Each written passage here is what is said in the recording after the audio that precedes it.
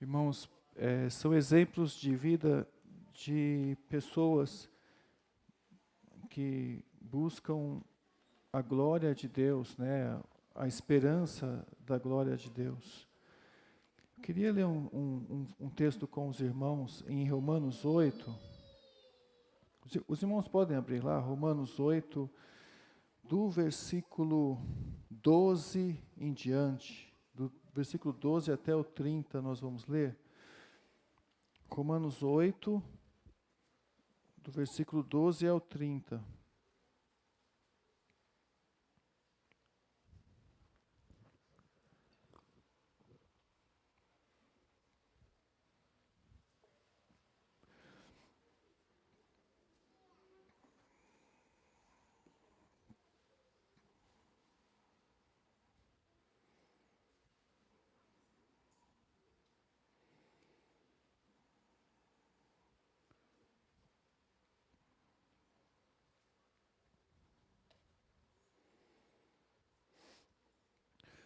Diz assim, Romanos 8, versículo 12 ao 30. Assim, pois, irmãos, somos devedores, não à carne, como se constrangidos a viver segundo a carne. Porque se viverdes segundo a carne, caminhais para a morte. Mas se pelo Espírito mortificardes os feitos do corpo, certamente vivereis. Pois todos os que são guiados pelo Espírito de Deus são filhos de Deus. Porque não recebeste o espírito de escravidão para viverdes outra vez atemorizados, mas recebestes o espírito de adoção, baseados no qual clamamos Abba, Pai. O próprio Espírito testifica com o nosso espírito que somos filhos de Deus. Ora, se somos filhos, somos também herdeiros, herdeiros de Deus e co-herdeiros com Cristo, se com Ele sofremos. Aí diz assim, também com Ele seremos glorificados. Porque para mim eu tenho por certo que os sofrimentos do tempo presente não podem ser comparados com a glória a ser revelada em nós. A ardente expectativa da criação aguarda a revelação dos filhos de Deus, pois a criação está sujeita à vaidade, não voluntariamente, mas por causa daquele que a sujeitou. A esperança de que a própria criação será redimida do cativeiro da corrupção, para a liberdade da glória dos filhos de Deus. Porque sabemos que toda a criação, a um só tempo, geme e suporta angústias até agora. E não somente ela, mas também nós, que temos as primícias do Espírito, igualmente gememos em nosso íntimo, aguardando a adoção de filhos, a redenção do nosso corpo, porque na esperança fomos salvos. Ora, a esperança que se vê não é esperança, pois o que alguém vê, como espera? Mas se esperamos o que não vemos, com paciência o aguardamos. Também o Espírito, semelhantemente, nos assiste em nossas fraquezas, porque não sabemos orar como convém, mas o mesmo Espírito intercede por nós, sobremaneira, com gemidos inexprimíveis. Aquele que sonda os corações sabe qual é a mente do Espírito, porque segundo a vontade de Deus é que ele intercede pelos santos. Sabemos que todas as coisas cooperam para o bem daqueles que amam a Deus, daqueles que são chamados segundo o seu propósito. Porquanto aos que de antemão conheceu, também os predestinou para serem conformes à imagem de seu Filho, a fim de que ele seja o primogênito entre muitos irmãos. E ao que predestinou, a esse também chamou. E ao que chamou, esses também justificou. E aos que justificou, a esses também glorificou. E o versículo 31, que diremos, pois, à vista dessas coisas? Se Deus é por nós, quem será contra nós? Tem muitas coisas aqui nesse texto, irmãos. O livro de Romanos ele é um livro escrito para explicar a justificação pela fé, dizendo isso. E o capítulo 8 é como se fosse o ponto mais alto desse capítulo, desse livro, onde ele fala, nesse capítulo, como essa justificação se aplica na nossa vida hoje, né?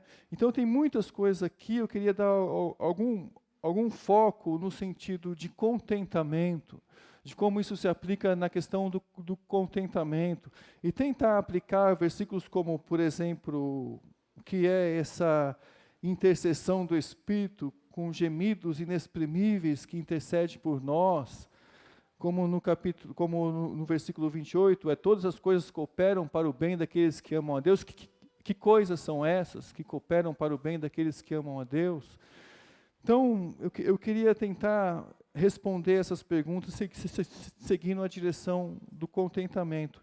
Vamos orar, irmãos, mais uma vez. Senhor, nós te agradecemos por essa noite, te agradecemos por essa oportunidade de abrirmos a Tua Palavra num texto tão rico, Deus, num Evangelho tão profundo, e podemos meditar para a nossa vida. Em nome de Jesus nós pedimos a atuação do Teu Espírito, a iluminação, a capacidade que vem de Ti, o convencimento. Nós nos colocamos de coração aberto, Deus, com a mente e com a proposta de entender e aplicar a Tua verdade em nossa vida. Muito obrigado pela Tua palavra, em nome de Jesus, amém. Irmãos, no Salmo 24, por exemplo, tem lá um texto que fala assim, que ele lança uma pergunta: quem chegará no Monte Santo do Senhor? E a resposta que ele vai dando é aquele que é limpo de mãos, é puro de coração. Mas ele também diz lá uma frase assim, que não entrega a sua alma à falsidade. E o que é entregar a alma à falsidade? O que a pessoa que entrega a sua alma a uma coisa falsa? A gente costuma até ouvir de pessoas que chegaram a um extremo de vender a sua alma ao diabo para ter sucesso, para ter fama, para ter dinheiro, para ser uma pessoa bem-sucedida. Não é assim? Tem gente que chega ao extremo, e eu ouvi muitas histórias, desde quando eu era criança, de pessoas que chegaram a fazer isso. E, muito provavelmente, histórias verdadeiras. E a gente sabe que essas coisas existem, né? Mas o que a gente às vezes não para pensar é que quando a gente entrega a nossa alma à falsidade, de alguma maneira a gente está vendendo também a nossa alma, está trocando a nossa alma, está enchendo nossa alma com a mentira. Às vezes a gente deseja alguma coisa que não seja Deus, é a verdade e Jesus que pode preencher. Nós aprendemos isso com a questão do contentamento. E aí nós enchemos a nossa alma com uma coisa, com algo, com algum plano, que na verdade é falso. E onde há contentamento nisso? Onde está o contentamento quando a gente enche nossa alma de uma coisa falsa? A nossa alma fica enganada, ela é como um saco vazio, uma xícara sem fundo, né? Não enche nunca. E quando nós entregamos a uma falsidade, nós nem iremos conseguir chegar no monte do Senhor, como diz o Salmo 24, né, que não entrega a sua alma à falsidade. E é tão fácil entregar nossa alma à falsidade. O que eu queria propor essa noite, deixa eu desligar aqui, eu sempre esqueço de ligar isso aqui. O que eu queria propor essa noite é que esse texto de Romanos 8, de 12 a 30, ele mostra a esperança da glória, ele mostra bem claramente a esperança da glória. E eu queria responder o que é essa esperança da glória, né? Bem claramente ele fala isso nesses versículos. E tentando ser bem objetivo, me parece, e fica bem claro, lendo todos esses versículos, que a esperança da glória nesses versículos é o momento em que seremos plenamente filhos. Não sei se você reparou aqui, nós lemos várias vezes aqui ele falando de filhos, de adoção como filhos, e daquele momento em que nós seremos plenamente reconhecidos como filhos de Deus. E a gente pode ligar a esperança da glória como isso, aquele plano eterno de Deus em criar uma família de filhos, de pessoas semelhantes a Jesus. Então, esse é o grande anseio da nossa alma, a identificação de sermos filhos. E por identificação, eu quero dizer não somente se identificar com Cristo, mas ter uma identidade como a de Cristo, como Deus criou e planejou para a gente como a de Cristo. Então, essa identificação de filhos, de desfrutar da comunhão com Deus, sem a corrupção do pecado, e ter a plenitude da vida de Cristo, sendo, portanto, filhos de Deus. E quando a Bíblia nos chama de filho de Deus, não está dizendo apenas alguém criado. É muito simples, alguém criado como uma criação. Quando a Bíblia chama nós de filhos de Deus, a Bíblia está dizendo que todo propósito pelo qual Deus nos criou, tudo aquilo que foi perdido em Adão, aquela comunhão perfeita, aquele propósito eterno de viver juntos com Deus, tudo isso foi resgatado e foi nos colocado como agora membros da família de Deus. É uma questão de natureza espiritual de alguém que tem ligação de pai para filho, e sendo uma ligação com Deus, é isso que a Bíblia chama agora de filhos de Deus. Não é criatura, é filho. Então, em Cristo nós estamos em Deus, e Deus em nós é agora identificado. A pessoa, aquele motivo pelo qual nós fomos criados, é agora identificado em nós. E é o Espírito que nos identifica essa nova natureza. O que o texto de Romanos 8 fala, e eu estou só tentando fazer como que um resumo, né? É que é o Espírito que nos identifica por dentro. E diz que nós somos filhos de Deus. O versículo 16, ele fala: o próprio Espírito testifica com o nosso espírito que nós somos filhos de Deus.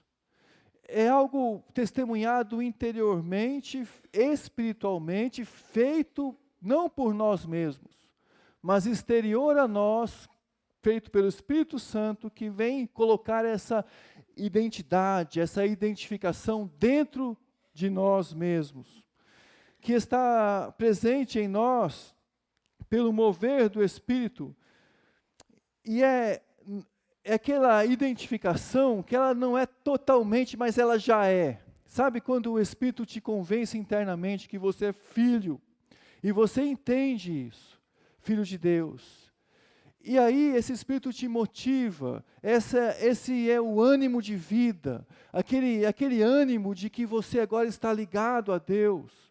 E é por isso que nós clamamos, como ele fala aqui, no próprio versículo 15, ele fala: porque não recebeste o espírito de escravidão, para viverdes outra vez atemorizados, mas recebeste o espírito de adoção, baseados no qual chamamos Abba, Pai. Esse espírito de adoção que nos identifica como filho de Deus e que nos faz clamar a Deus como Ele, como Pai. Essa ligação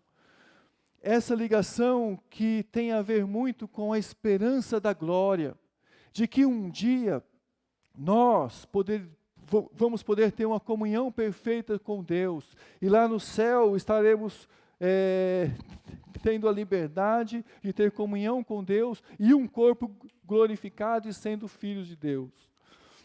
Esse é o clamor, irmãos, que nos faz andar no Espírito. Por isso aqui é importante essas coisas.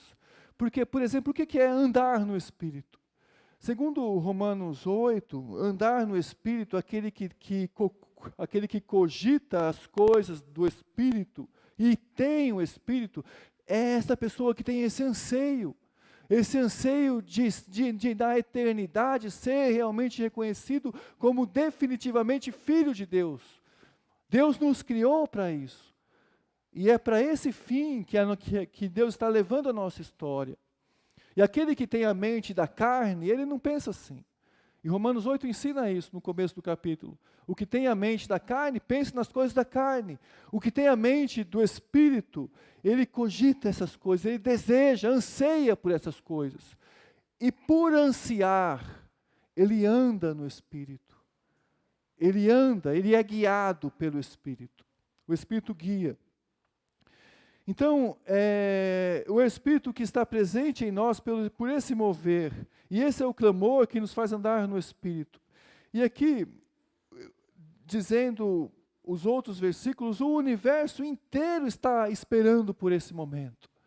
O universo hoje está esperando o momento em que nós seremos definitivamente reconhecidos como filhos de Deus. Porque para isso o universo foi criado, para esse momento. E é por isso que a natureza geme, a criação geme hoje, esperando esse momento. Quando entendemos, e é no momento que nós entendemos, irmãos, esse plano eterno de Deus, que Ele fala que todas as coisas cooperam para levar a esse fim.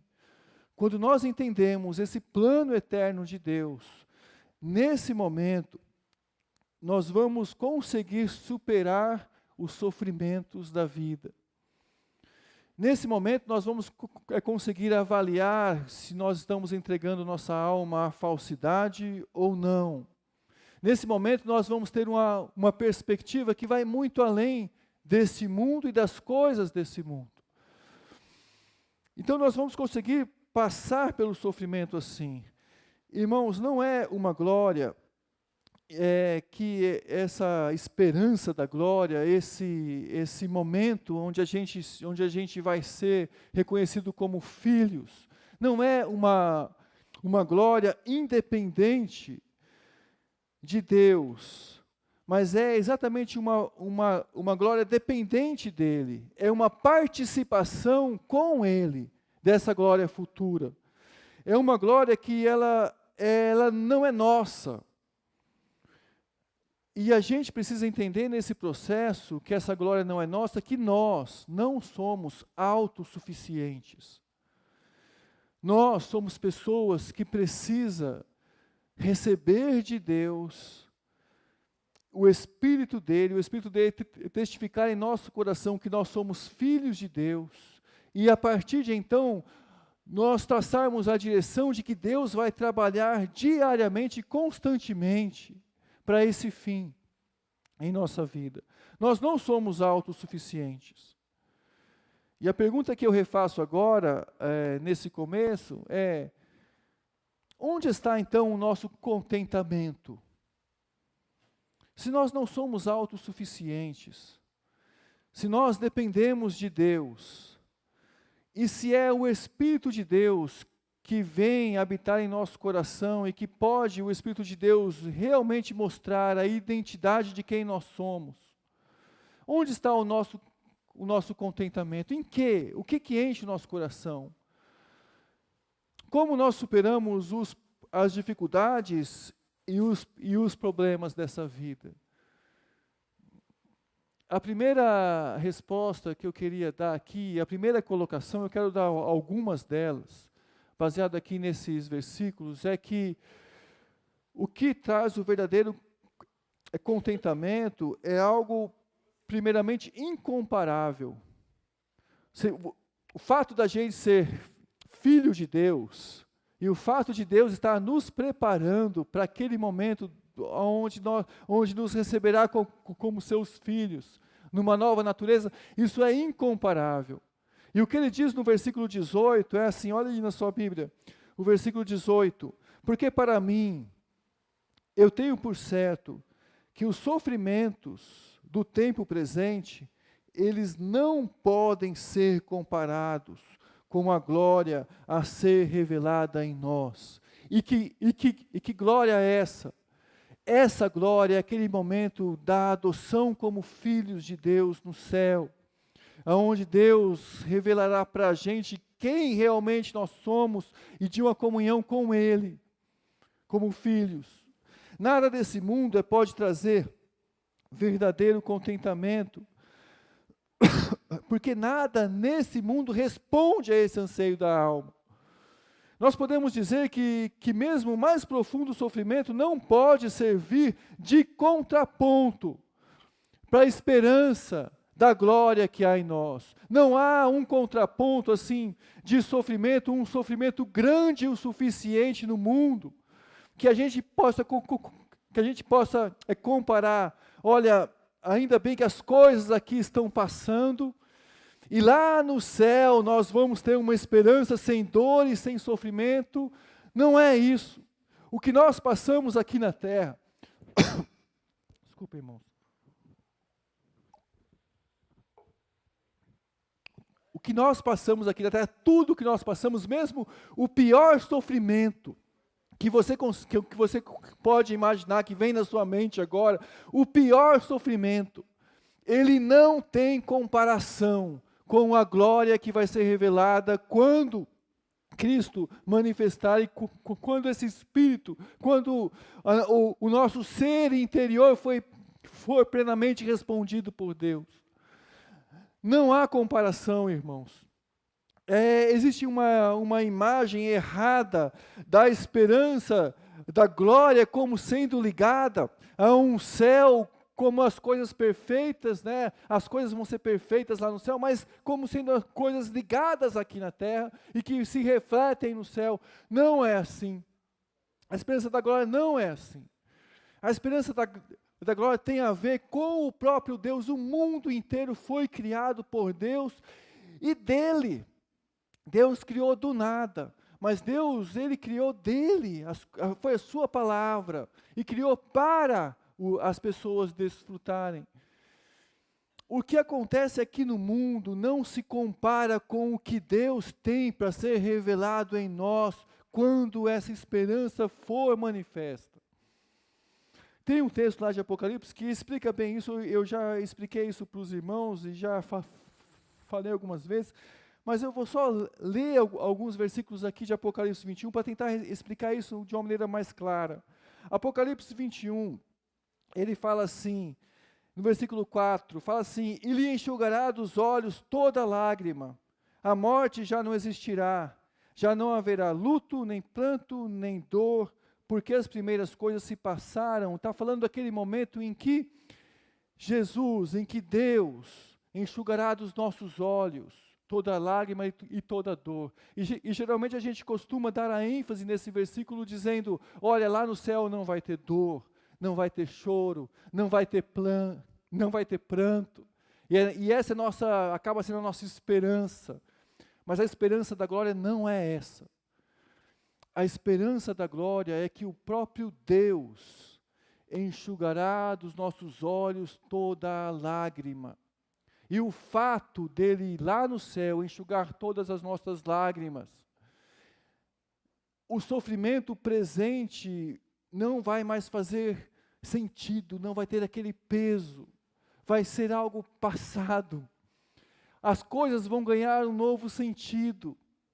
Tanto é que o versículo diz que no versículo 7, que é o vencedor que vai herdar todas as coisas, diz: eu lhe serei Deus, e ele me será filho. Isso tem a ver com a esperança da glória. O que tem a ver com a esperança da glória é aquele texto de João, capítulo 14, quando Jesus diz que vai preparar lugar, mas ele diz que ele vai nos receber para ele mesmo. Para onde ele estiver, nós podemos estar também. Isso tem a ver com a esperança da glória. Irmãos, a vida que há em Cristo, ela é incomparável. A comunhão com Deus, a presença de Deus, ela é incomparável. Não é uma questão de lugar. É uma questão de que nós fomos preparados para Deus e nossa alma não ficará em paz enquanto não se encontrar com Deus.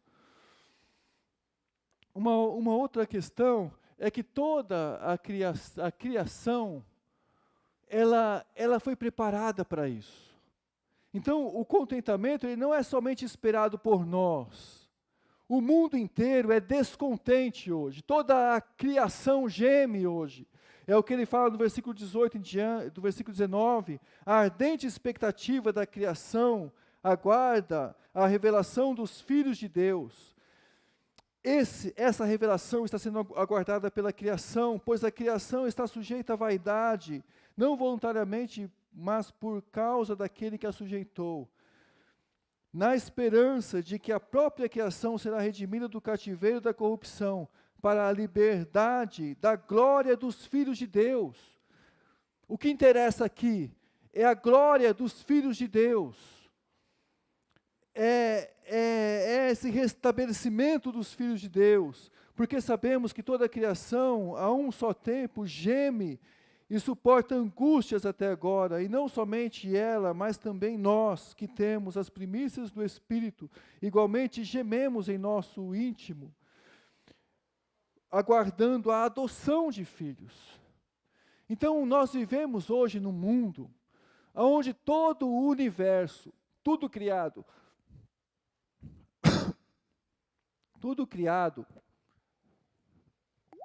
está esperando, está gemendo, não encontra contentamento em nada. Não há nada que supre a necessidade desse mundo, a não ser esse momento onde as pessoas vão novamente ser reconhecidas como filhos de Deus.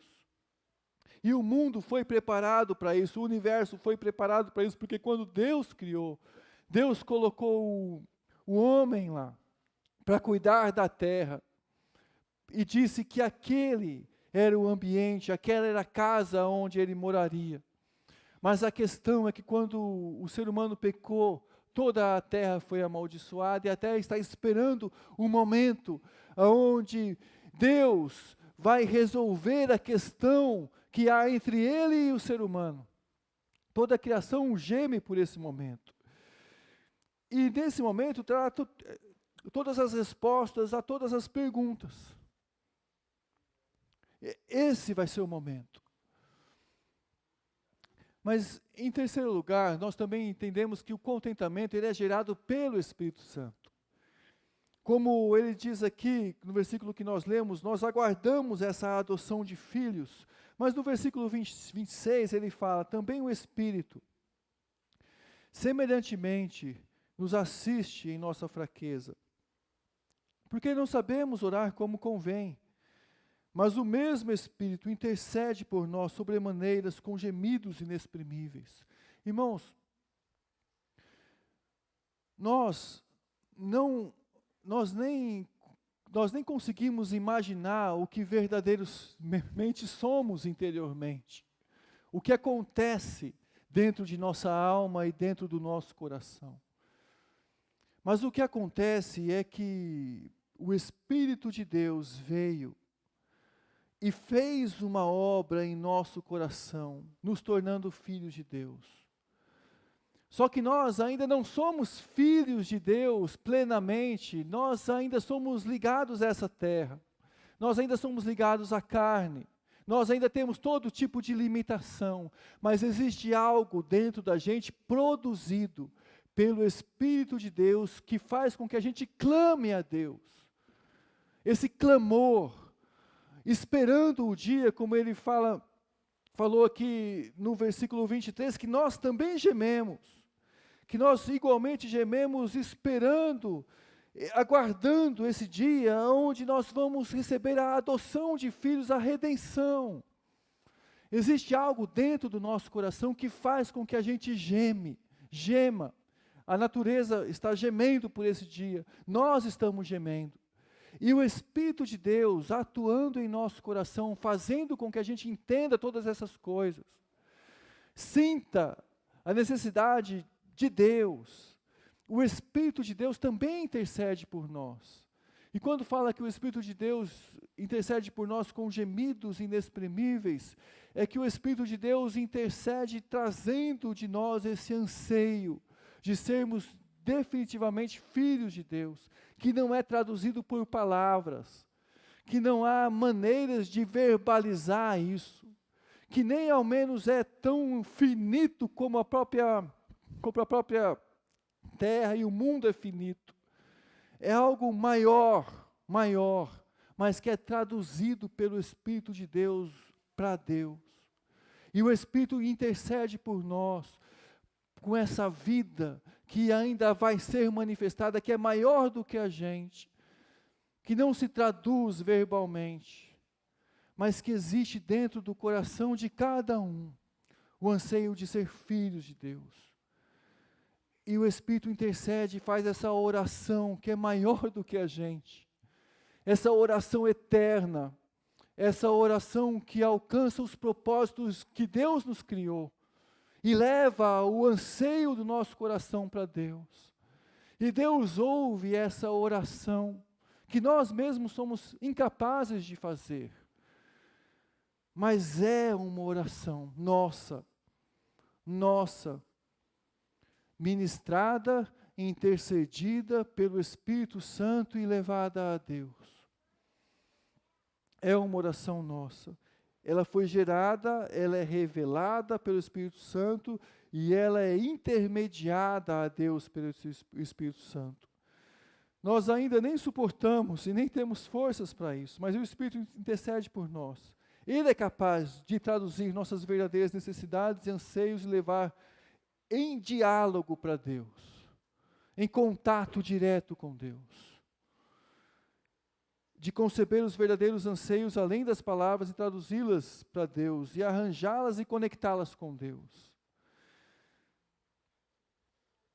O Espírito, então, comunica com Deus mais do que nós conseguimos falar.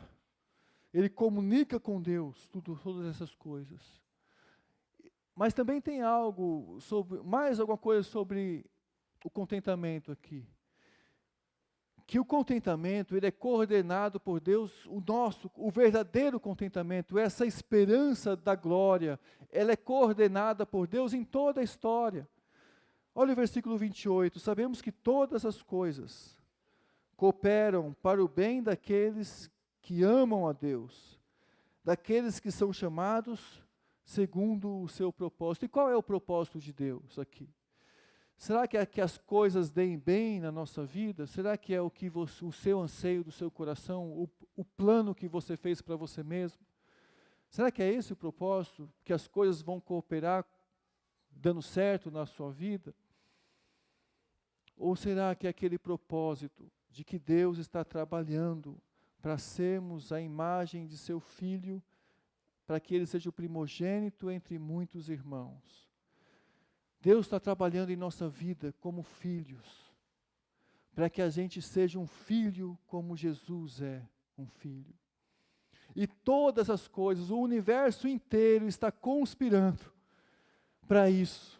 Tudo o que acontece na sua vida, tudo o que acontece na sua vida, se você tem um anseio na alma de ser um filho de Deus e reconhece isso, se é esse anseio na alma te faz buscar a Deus e te faz andar no Espírito, tudo o que acontece na sua vida vai levar para esse fim. Porque não há nada que aconteça aqui na terra, na vida e no coração de cada um aqui. Não é nada que não possa interferir ou contribuir para esse fim.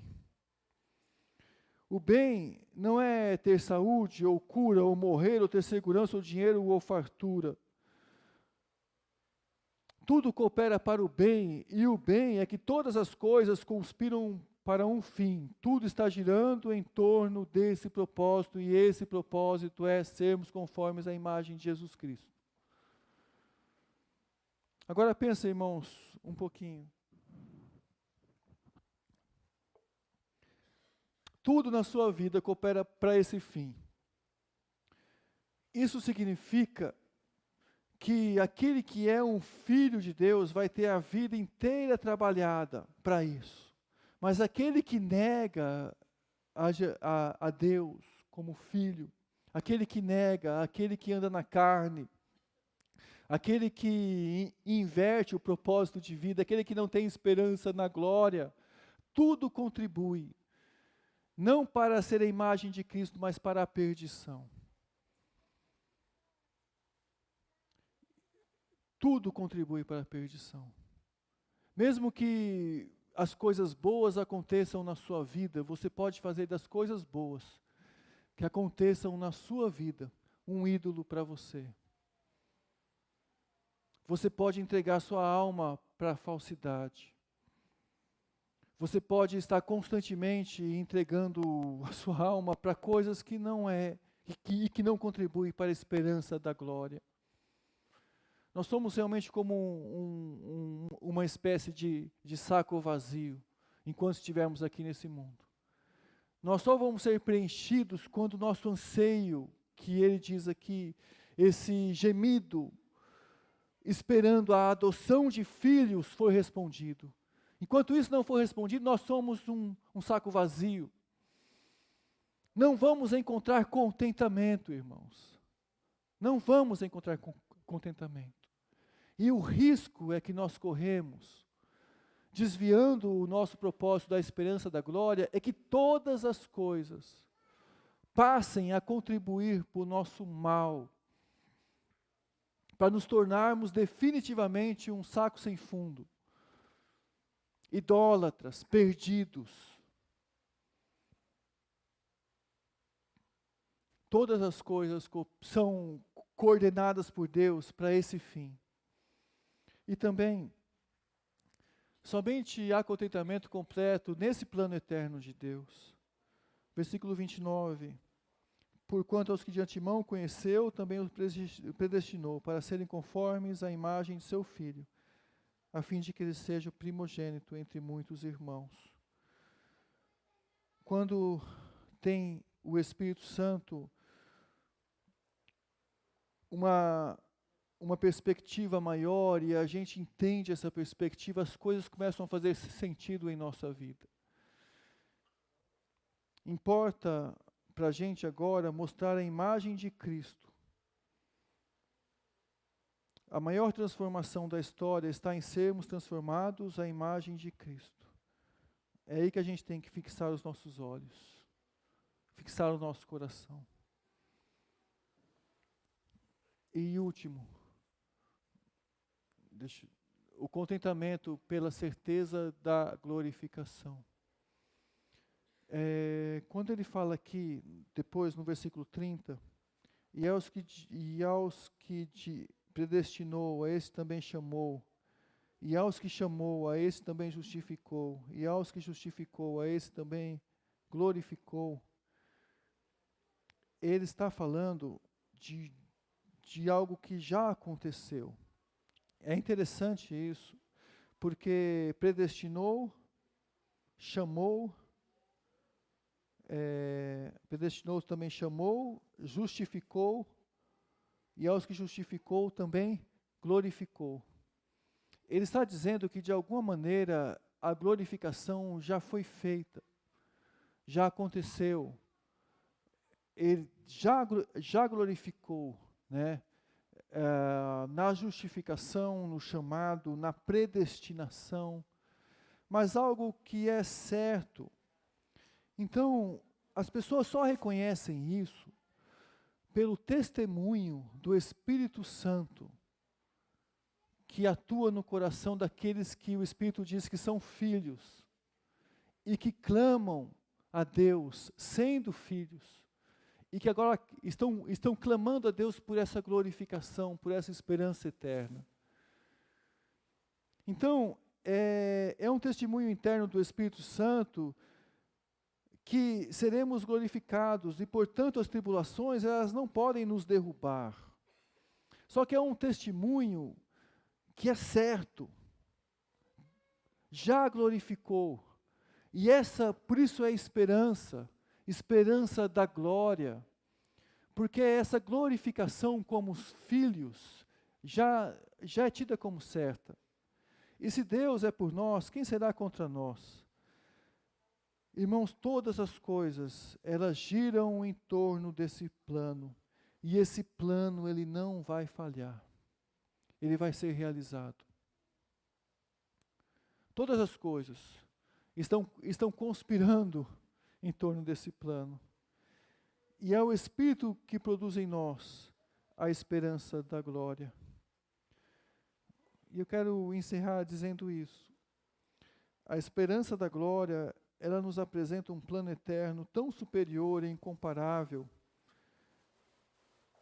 que nos fortalece ao passar pelo sofrimento, gerando verdadeiro contentamento em Deus.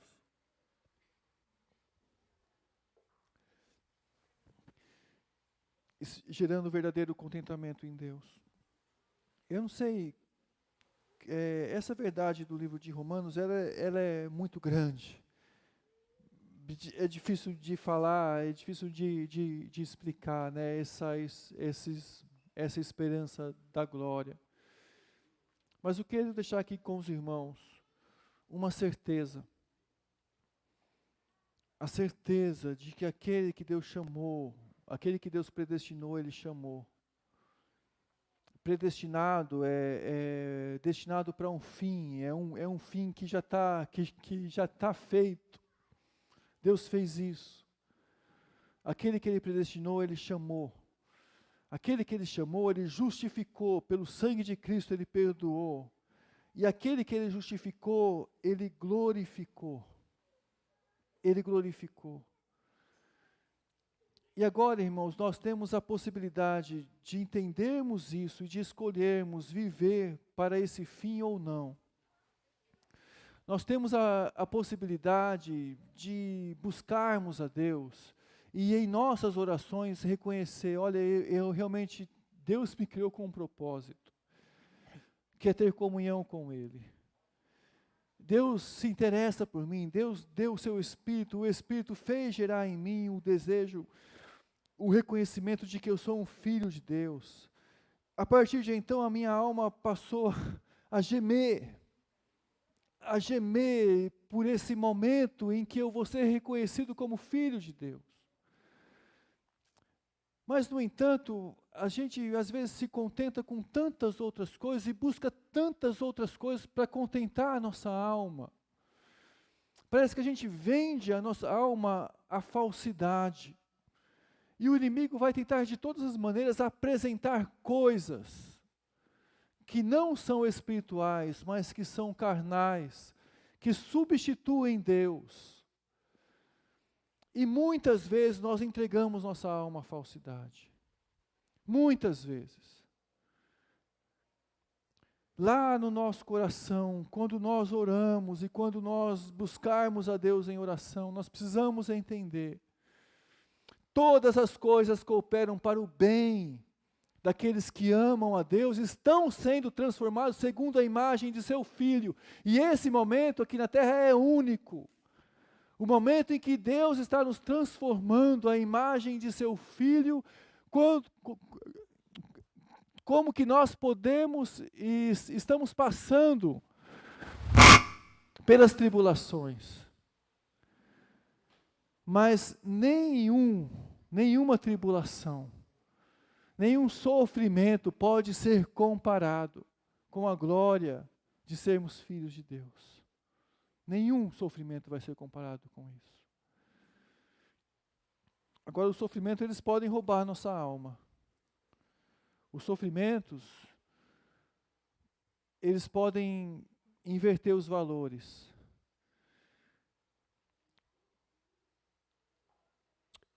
Todas as coisas podem contribuir para o nosso mal. Se nós não entendermos o propósito de Deus para a nossa vida. Os sofrimentos podem contribuir para o nosso mal. Ou os sofrimentos, eles são apenas um tempo, né? Um tempo, não se compara. O que importa é que lá no céu, Deus vai enxugar nossas lágrimas. Não é que as nossas lágrimas, não é que vai existir mais dor, igual existe aqui.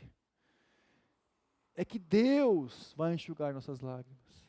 É totalmente diferente. Vai nos receber como filhos e vai nos enxugar nossas lágrimas.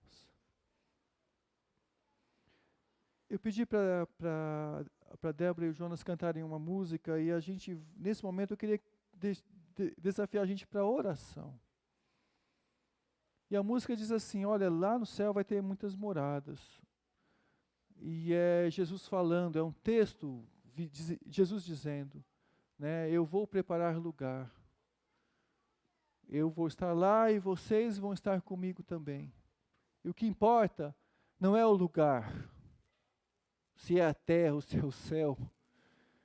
O que importa é que o lugar que Jesus está preparando para a gente é para Ele estar com a gente. É isso que importa. Aquele que tem os meus mandamentos e os guarda, esse é o que me ama. Vamos amar a Deus. Vamos vencer os sofrimentos.